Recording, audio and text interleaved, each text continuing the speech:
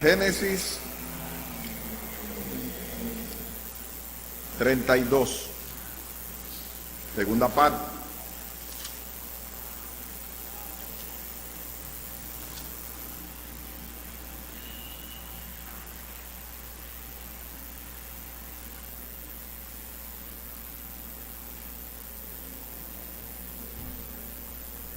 Si más o menos pudiera decirse, el título sería Lucha Libre con Dios.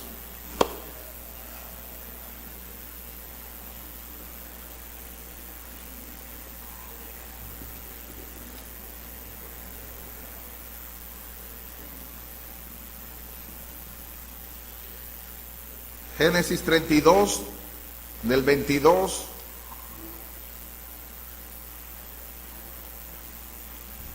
en adelante. Y se levantó aquella noche y tomó sus 2 mujeres, sus 2 siervas, sus 11 hijos, y pasó el vado de Jaboc. Los tomó pues Jacob e hizo pasar el arroyo a ellos y a todo lo que tenían. Así se quedó Jacob solo, y luchó con él un varón hasta que rayaba el alba. Y cuando el varón vio que no podía con él, tocó en el sitio del encaje de su muslo, y se descoyuntó el muslo de Jacob mientras con él luchaba. Y dijo: déjame, porque raya el alba. Y Jacob le respondió: no te dejaré si no me bendices. Y el varón le dijo: ¿cuál es tu nombre? Y él le respondió: Jacob. Y el varón le dijo: no se dirá más tu nombre Jacob, sino Israel, porque has luchado con Dios y con los hombres y has vencido. Entonces Jacob le preguntó y dijo: declárame ahora tu nombre. Y el varón respondió: ¿por qué me preguntas por mi nombre? Y lo bendijo allí. Y llamó Jacob el nombre de aquel lugar Peniel, que significa el rostro de Dios, porque dijo: vi a Dios cara a cara, y fue librada mi alma. Y cuando había pasado Peniel, le salió el sol, y cojeaba de su cadera. Por esto no comen los hijos de Israel hasta hoy día del tendón que se contrajo, el cual está en el encaje del muslo, porque tocó a Jacob este sitio de su muslo en el tendón que se contrajo. Oremos. Oh Padre Celestial, cuán grande es tu nombre en toda la tierra. Tú que eres el soberano, tú que eres el Señor, tú que eres quien gobiernas todas las cosas, quien abres y nadie cierra, quien cierra y nadie abre. En tu mano están nuestros tiempos. Te damos gracias por la misericordia que tú tuviste, las providencias, las dificultades aflictivas en las cuales ha sido el horno donde tú nos has ido forjando. Y te damos gracias porque desde el primer momento que tú nos mostraste tu rostro, pudimos verte en la faz de Jesucristo y pudimos entrar en esa hermosa relación que solo por tu gracia y tu misericordia es hecha. Haznos ver a cada uno de nosotros, como Job decía: ¿por qué pleiteas con nosotros? ¿Cuáles son los propósitos, pensamientos de paz y no de mal, para darnos un fin y una esperanza, para a la postre hacernos bien? Que sabemos que los que te aman a ti, todas las cosas ayudan a bien. Haznos ver en medio de las dificultades cuál es nuestra responsabilidad delante de ti. Y ayúdanos por tu gracia y tu misericordia únicamente a que al ver quién eres tú, al ver nuestra culpabilidad, al ver la gracia obrada por Cristo en el Evangelio, salga gratitud de nuestros corazones por quien tú eres. Gracias, Padre, en el nombre de Jesús. Amén. Una de las historias más hermosas y más fascinantes es la vida del pastor John Newton, el pastor que escribió Sublime Gracia. Muchos de ustedes escucharon esa canción en esta mañana cuando se puso. John Newton nació en Londres en 1725 y cuando era niño su madre le había enseñado a orar y a leer las escrituras. Su madre murió cuando era más o menos jovencito y a partir de ese momento el joven fue entregado más y más a la maldad, hasta que a los 19 años se convirtió en un cruel traficante de esclavos. Miles de hombres, mujeres y niños provenientes de Sierra Leona en África fueron apresados por él, fueron encadenados por él, fueron a menudo sus cuerpos apilados, tirados como si fuera en montones, sin agua, sin comida. Y hasta algunos esclavas violadas, muchos morían en el camino. Newton participaba de esos abusos. Era un tipo maldiciente, como todas las personas, todos los marinos y ese tipo de personas que se cría en el medio ambiente rudo. Maldiciones, pestes salía de la vida de ese hombre. Hasta el 10 de mayo de 1748. En esa fecha, su barco fue azotado por una feroz tormenta y casi fue hundido en el océano. Había llegado el tiempo de Dios. Había llegado el tiempo de Dios y lo azotó y lo puso en una situación tal que en medio de la tormenta Newton se puso de rodillas, suplicó al Señor por piedad y él escribió en su diario: Señor, ten misericordia de nosotros. En ese momento las palabras de su madre y su oración de cuando era niño vinieron a su mente, despertados por la tormenta. Dios utiliza la tormenta para hacerlo volver en sí de su condición, volver en su situación de peligro a depender de Él. Al clamar a Dios arrepentido, sintió el perdón divino y hasta el día de su muerte, él celebró esa fecha como el día de su conversión. Había vencido la gracia de Dios. Al igual que John Newton, la vida de Jacob es similar a la tuya y a la mía. Personas ajenos y enemigos de Cristo, siguiendo la corriente de este mundo, sin esperanza y sin Dios en este mismo lugar.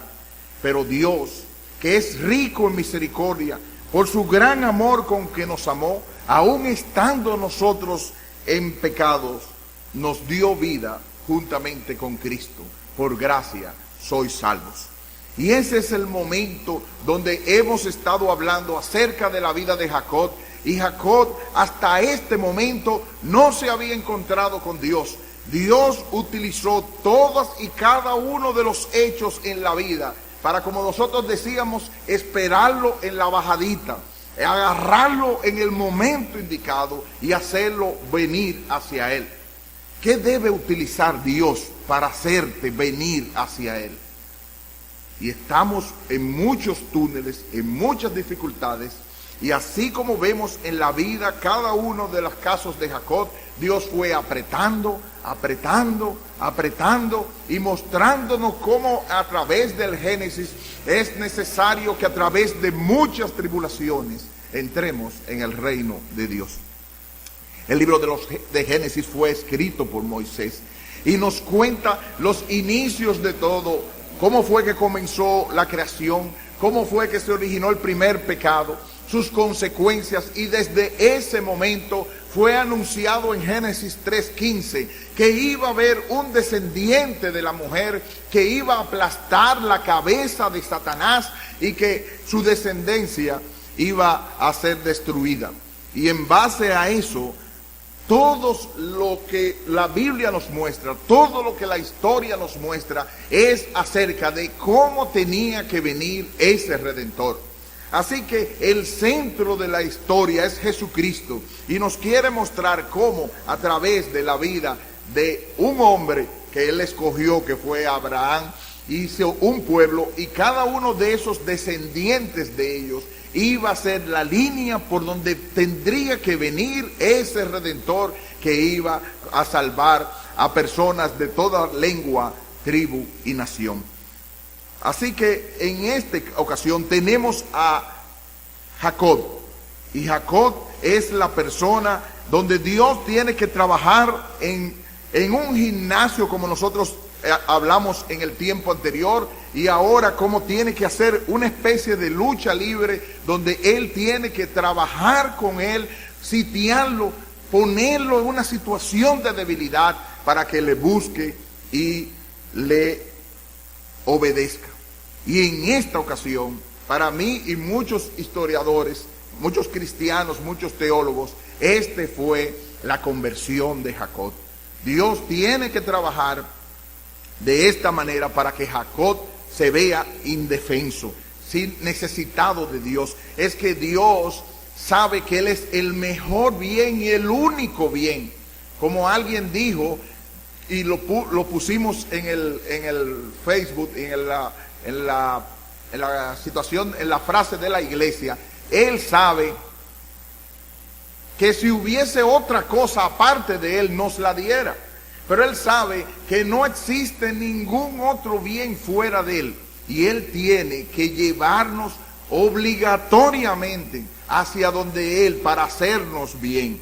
Y así que en medio de lo que nosotros vimos en el capítulo 32, y vamos a ver ahora, por último, cómo Dios trabaja en la lucha libre con Jacob. A partir del versículo 13 al 20, que nosotros no leímos, pero que leímos en la otra ocasión, específicamente el versículo 13 dice que durmió allí aquella noche y tomó de lo que le vino a la mano un presente para su hermano Esaú. Jacob utiliza métodos no cristianos o métodos que se conocían para tratar de calmar a su hermano que sabe que viene contra él. Él sabe, ha llegado a una situación donde en medio de quedar débil con respecto a su tío que lo estaba persiguiendo, a los temores que le venía que su hermano viene con 400 personas contra él y no poder huir por la cantidad de personas que tiene bajo su protección, lo hace sentirse impotente. Y una de las maneras en las cuales él hizo después de esa oración es que Dios, en medio de la lucha con nosotros, nos deja que utilicemos métodos infructuosos. O sea, nos deja que utilicemos nuestro propio tigueraje, nuestras propias maneras, nuestras propias formas que nosotros pensamos que va a hacer calmar a la otra persona. A la postre, en todo el pasaje de la Biblia, se ve que esas 580 animales que él preparó para su hermano Esaú no sirvieron para nada. Pero en el tigueraje de Jacob, en la manera de hacer las cosas,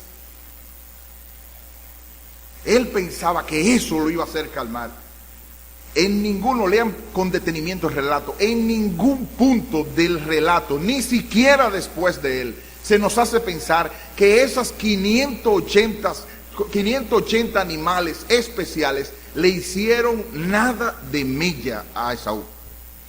No eran los regalos que iban a calmar a Esaú. No era la situación, era Dios que tenía el control en la mano, en el sartén, que tenía el mango en su mano, que hacía, que tornaba el corazón hacia donde quisiera que la persona actuara.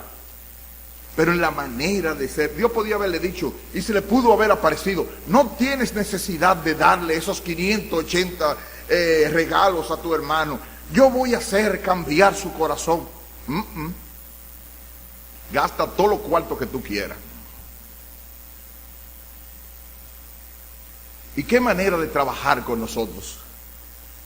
JFB dice, la conciencia de Jacob le decía que había muchas muchos matadores y muchos momentos para recelar, y su angustia fue tanto más agravada porque él tenía que proceder y proveer la seguridad de una familia grande y desesperada. Así que él utiliza el método, como nosotros sabemos, que se aparece tanto en Proverbios 17:8, en Proverbios 18:6, en Proverbios 19:6, en Proverbios 21:14. Uno de ellos, podemos buscarlo, Proverbios 21:14, el método de calmar a través de la dádiva o del soborno. Y usted diría, ¿y eso no es muchas veces efectivo? Sí, pero en el caso de él no le sirvió para nada.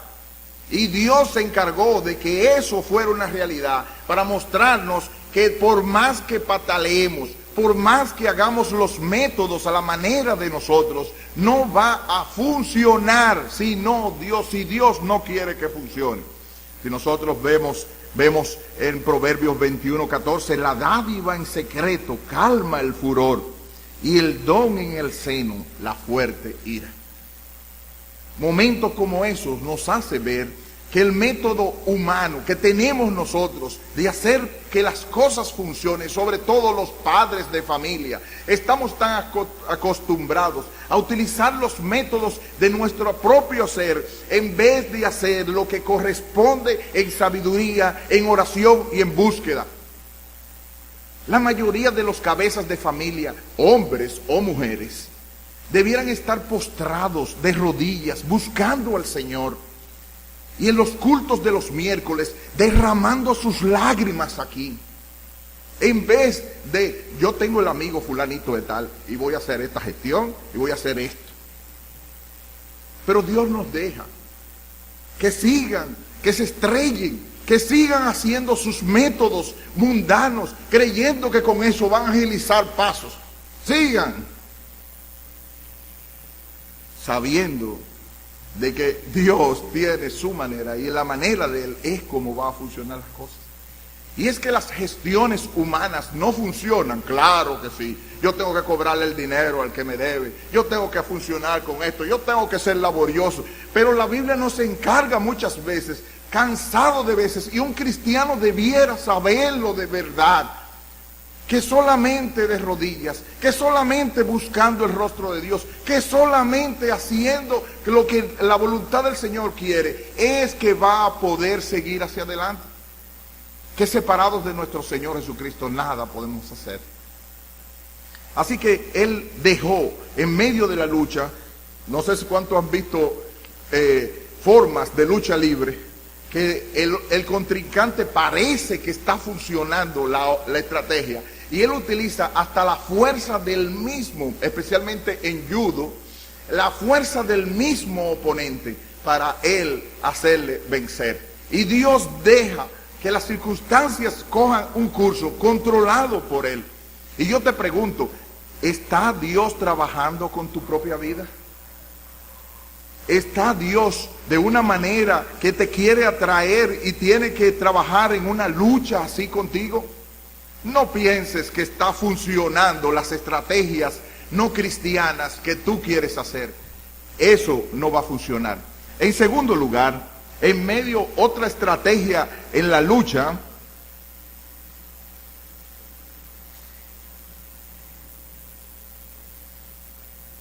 es lo que algunos le llaman arrinconar al oponente. Y aquí, en los versículos 21 al 24, Dios nos apartó, nos lleva a la soledad para encontrarse con nosotros. Dios nos lleva a la soledad para encontrarse con nosotros. Así, es una estrategia de lucha, algunas veces de boxeo, otra estrategia de manera en lo que las competencias de lucha es arrinconar o salir, en el caso de la lucha, salir del cuadro de la persona que está luchando para a la vez descalificarlo. Y Dios trabaja de esa forma.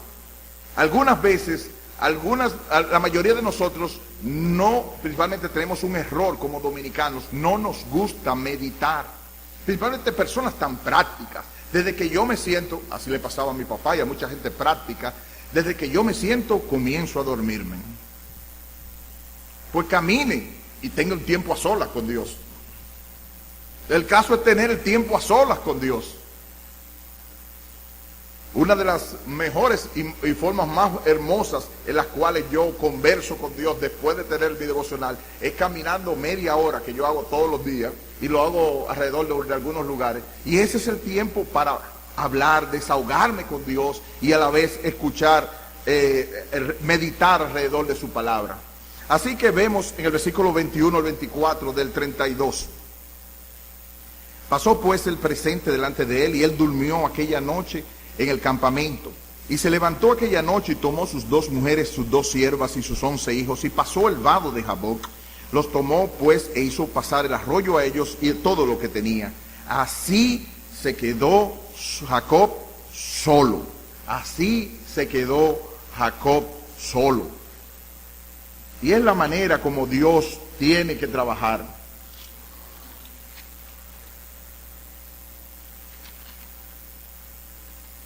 Y como dice de manera especial la Biblia, Él quiere hacernos en esas circunstancias débiles, encontrarse con nosotros.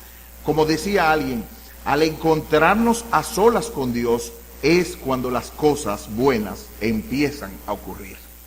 Cuando nos encontramos a solas con Dios es cuando las cosas buenas comienzan a ocurrir. A todos nosotros nos pasa. Oye, hermano, te noto desanimado, te noto triste, o te noto apagado, o te noto frío, o te noto lo que tú quieras con respecto a tu vida. Ah, hermano, es que he tenido muchas pruebas, muchas dificultades, muchas circunstancias. Ok, ¿y has buscado el rostro de Dios? No, si yo no he leído, si no he tenido tiempo de leer la Biblia, si no he tenido tiempo de buscar en oración a Dios. Entonces la pregunta es, ¿y cómo vas a poder avanzar en la vida cristiana? ¿Cómo vas a poder salir del problema que estás? Tiene Dios que llevarnos solos. ¿Cuántas veces Dios tiene que llevarte a solas para que tú puedas ver su misericordia y su bondad? Paul Tripp dice, no es suficiente decir que Dios simplemente permite que dificultades entren en nuestra vida. En algunos casos, Dios personalmente entrega gracia incómoda para su gloria y nuestro bien, no para aplastarnos, sino para ayudarnos. Experimentamos dolor, sufrimiento de la mano de Dios, porque es la única manera para nuestros corazones que huyen, que corren, ser traídos cerca de Dios otra vez. Y hay un pasaje de la Biblia donde nos menciona que Dios nos lleva al desierto y allí le daré mi corazón. Lo llevaré al desierto y allí le daré mi corazón. Y nosotros podemos observar, hermano, cómo Dios trabaja con nuestras propias vidas y cómo Dios nos quiere llevar en medio de las dificultades. Miren cómo se quedó Jacob solo. Dios quería que Jacob ya estuviera solo. A veces en la bulla de los muchachos, los niños llorando, las dificultades de nuestra propia existencia nos llevan de una manera tan práctica que nos hace olvidar. Matthew Henry dice, mucho antes que amaneciese, Jacob se quedó a solas allí para poder presentar sin distracción alguna, con mayor urgencia y detalle, sus preocupaciones y sus temores ante Dios en oración. Mientras Jacob oraba con toda intensidad a Dios, un ángel, el ángel del pacto, una personificación visible de nuestro Señor Jesucristo, con un nombre cuyo misterio no estaba aún maduro para ser revelado, luchó con él. Y nosotros tenemos que ver cómo Dios está deseoso de comunicarse con nosotros y quiere hacerlo en la soledad, donde los muchachos no estén molestando, donde las dificultades nos estén oprimiendo, pero nos deja solos en ese momento. Y ese es un método de la lucha de Dios, donde Dios quiere trabajar con nuestras almas. Y es cuando los 5 minutos del despertador que nosotros le ponemos más temprano, los 5, 10, 15, para levantarnos, para encontrarnos. Oh Jehová, de mañana oirás mi voz, de mañana me presentaré delante de ti y esperaré. Y esa estrategia Dios la utiliza constantemente en medio de las dificultades. En tercer lugar,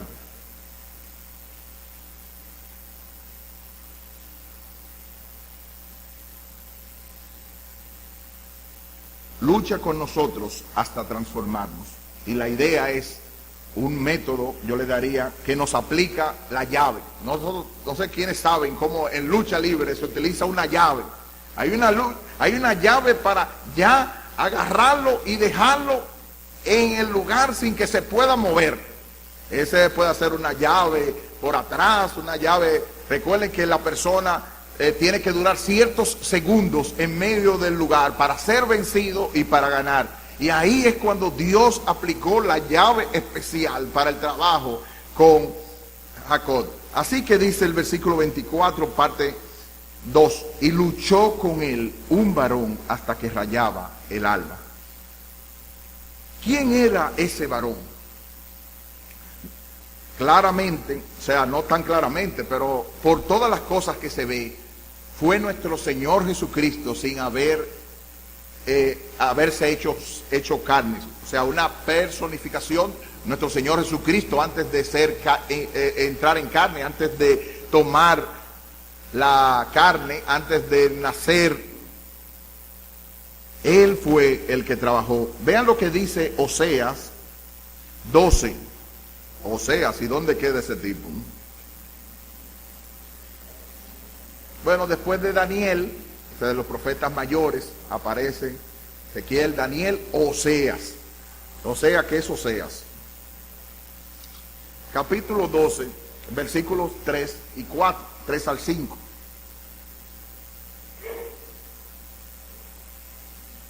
(12, 3 al 5). Hablando de Jacob, en el seno materno tomó por el calcañar a su hermano y con su poder venció al ángel. Venció al ángel y prevaleció. ¿De qué manera fue que lo venció? Analicen. Lloró, le rogó, en Betel le halló y allí habló con nosotros. Fíjese otra vez cómo habla de que habló con nosotros, indicando un plural. Está hablando con la Trinidad. Mas Jehová es Dios de los ejércitos, Jehová es su nombre. O sea, que él, en primer lugar, fue con el ángel del pacto, pero el ángel del pacto quiere decir un mensajero.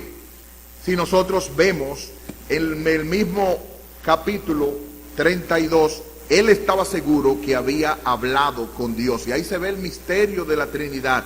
Es el ángel del pacto, es el mensajero, pero a la vez es Dios. ¿Por qué nosotros decimos que es Dios?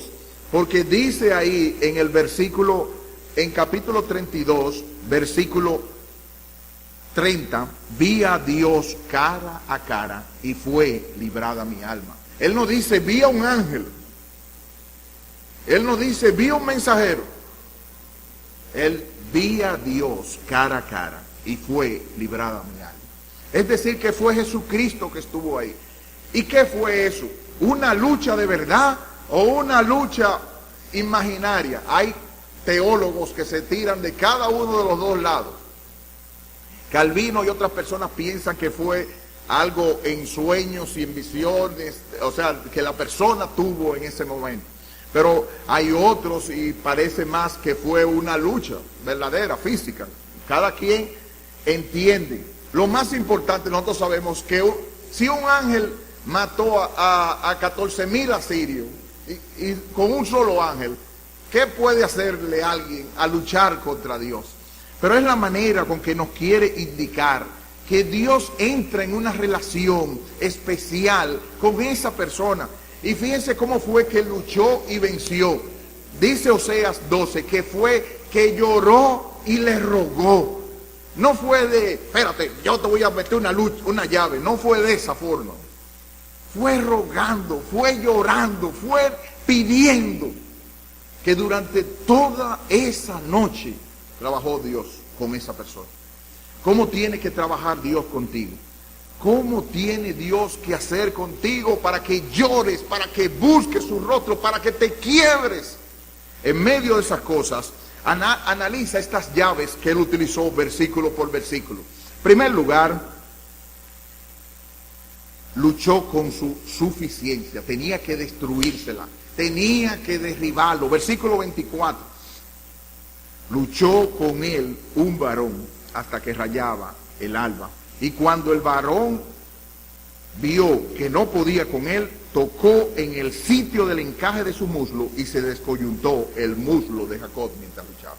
Tenía que derribarle la suficiencia, y si eso tenía que quitarle el encaje del muslo, donde se ponía el muslo, él lo iba a hacer, porque Dios conoce lo más profundo de nosotros y tiene que hacernos derribar ese orgullo. Jehová atiende al humilde, mas al altivo mira de lejos.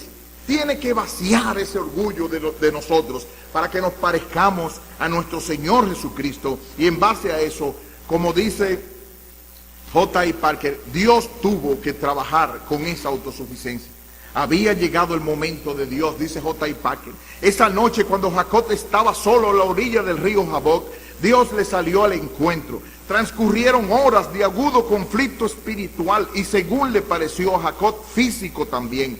Jacob estaba asido de Dios, quería una bendición, quería seguridad del favor divino y protección ante las crisis que atravesaba, pero no conseguía lo que quería. Al contrario, se volvía más y más consciente de su propia situación. Indefenso por completo y sin Dios, totalmente desesperanzado, sintió que la gran amargura de sus caminos cínicos e inescrupulosos se volvían contra él. Hasta aquí había sido siempre autosuficiente, creyéndose amo de cualquier situación que pudiera presentársele, pero ahora se sentía completamente incapaz de manejar la situación y comprendió con espeluznante certidumbre que él jamás volvería a atreverse a confiar en sí mismo para resolver sus cosas y forjar su destino. Jamás volvería a intentar vivir apoyándose en su ingenio, en su sagacidad. Termina la cita. ¿Con qué tiene Dios que luchar?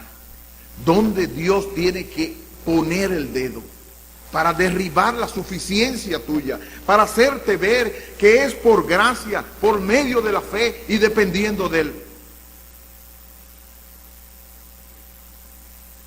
La llave de derribar la suficiencia, la llave de herirnos sensiblemente, la llave de herirnos sensiblemente. Para Jacob estuviera doblemente convencido. Mientras luchaban, Dios le descoyuntó el muslo, dejándolo cojo como perpetuo recuerdo de su propia debilidad espiritual y de la necesidad de apoyarse en Dios, así como que por el resto de su vida tendría que apoyarse en un bastón para continuar. Dice Matthew Henry, la oración y las lágrimas fueron sus armas. Dios utiliza la llave. No es Jacob el que se la está saliendo con ella. Es Dios que está trabajando en la vida para hacerlo nacer de nuevo, para hacerlo ver en su propia. ¿Y qué tiene que Dios hacer?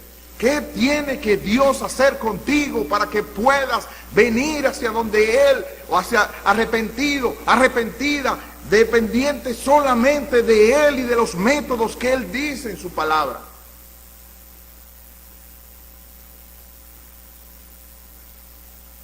De una manera amable,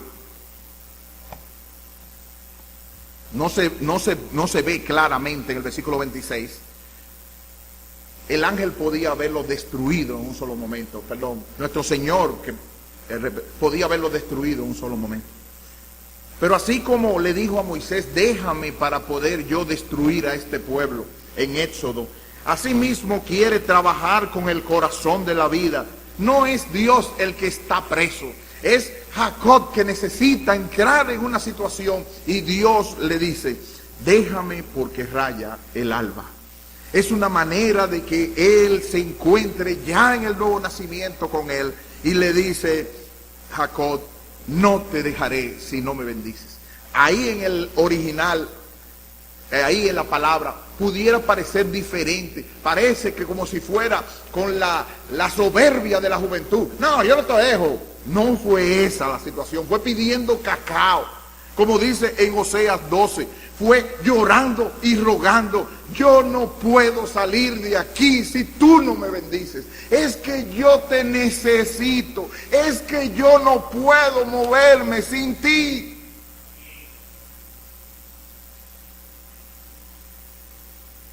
Y hasta que Dios no escuche esa palabra de tus labios, te va a seguir presionando, te va a seguir trabajando, va a aplicarte su llave hasta que pidas cacao.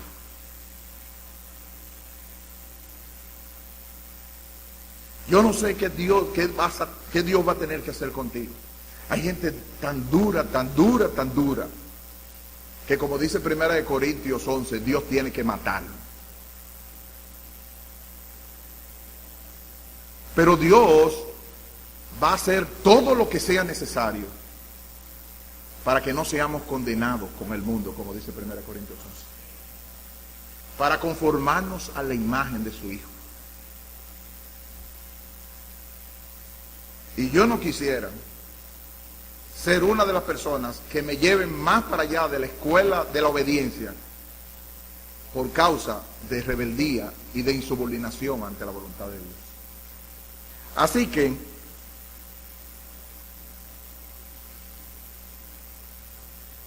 cuando Jacob le dice: yo no puedo moverme, yo no puedo, estoy estrecha. Ahí, si nosotros pudiéramos ver ese cuadro en medio de esa situación, es un hombre desesperado, no es un hombre que está ganando y se siente vencedor, es un hombre necesitado.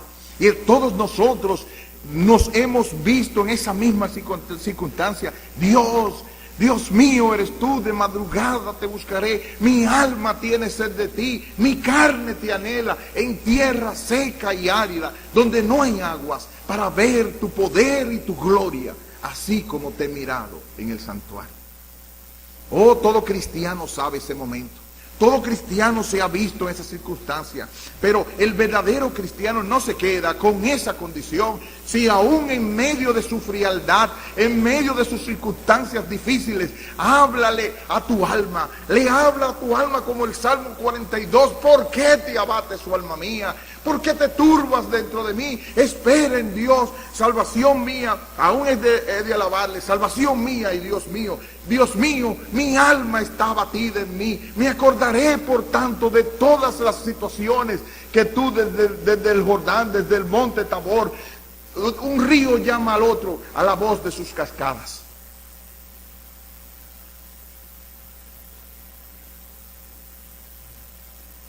Y en esa llave, las palabras de Dios no sobran. El varón le preguntó: ¿cuál es tu nombre?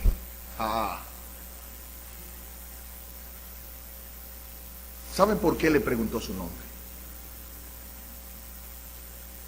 Es que, como presenta Jerry Bridges, ya vimos el rostro de Dios y nos vimos en las circunstancias. Entonces tenemos que ver nuestra culpa e indignidad.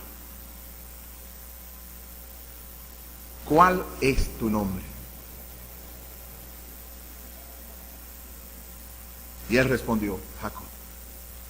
Fue para ponerlo a pensar quién era él. Su nombre significa suplantador, engañador. Lo que quiso fue decirle: ¿quién eres tú en realidad como pecador? Dime tu nombre. Y Dios no va a dar un paso hasta que nosotros no lleguemos a humillarnos y a reconocer que nosotros somos indignos de presentarnos delante de Él, porque somos pecadores. Mientras pensemos que le estamos dando un favor a Dios, mientras pensamos que estamos en una situación, Él no va a hacer eso. Así que, a partir de ese momento, Dios nos da una nueva identidad, versículo 28. No se dirá más tu nombre Jacob, sino Israel, porque has luchado con Dios y con los hombres y has vencido. Su nombre Israel significa el que lucha con Dios, pero también significa Dios lucha. Es Dios que estuvo trabajando en la vida para transformar a ese Jacob. Y Dios es, como dice Isaías 43, que nos pone un nombre nuevo. Dios es que nos transforma. Dios es que nos cambia el nombre y nos transforma. De modo que si alguno está en Cristo, es una nueva criatura. Las cosas viejas pasaron y aquí todas son hechas nuevas. De manera que si conocimos a Cristo Jesús, según la carne, ya no lo conocemos así.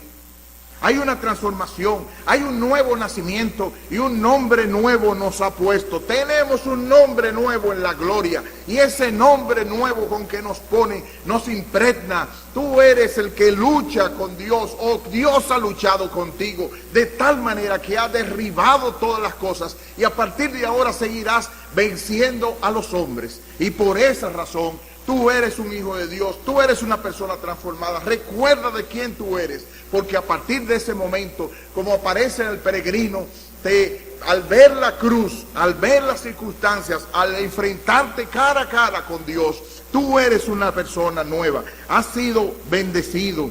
Te ponen un nombre nuevo como Apocalipsis 2:17, al que venciere le daré un nombre nuevo. Y esa manera será la marca que te dará, nos bendecirá.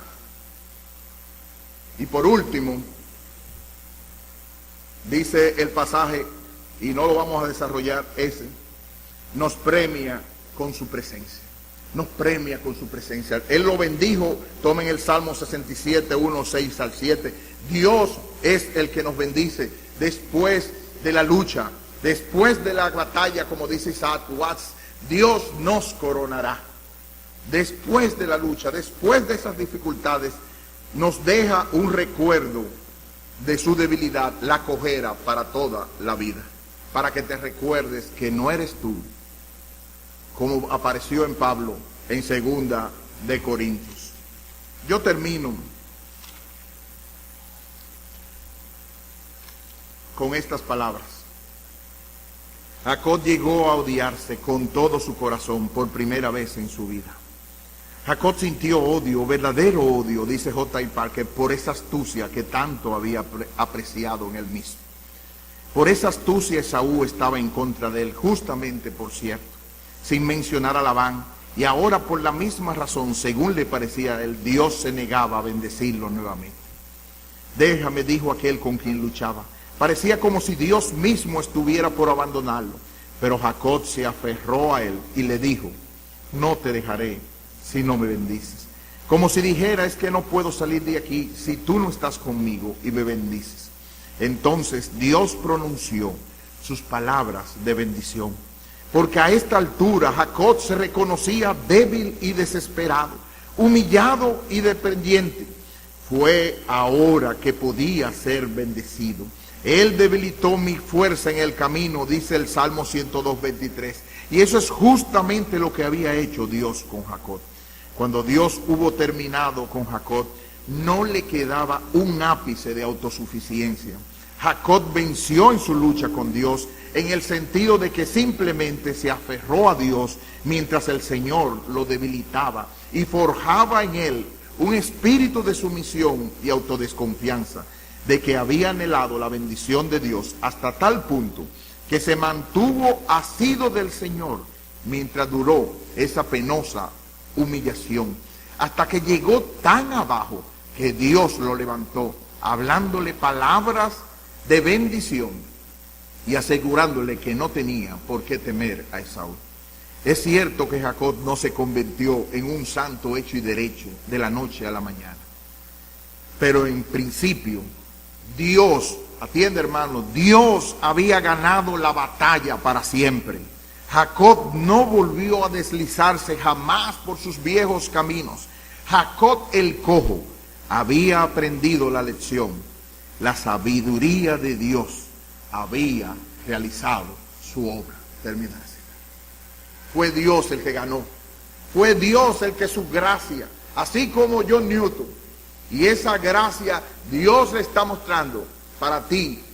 ¿Cuál es nuestro deber? Humillaos ante la poderosa mano de Dios, para que Él los exalte cuando fuere tiempo, echando toda ansiedad sobre Él, porque Él tiene cuidado de vosotros.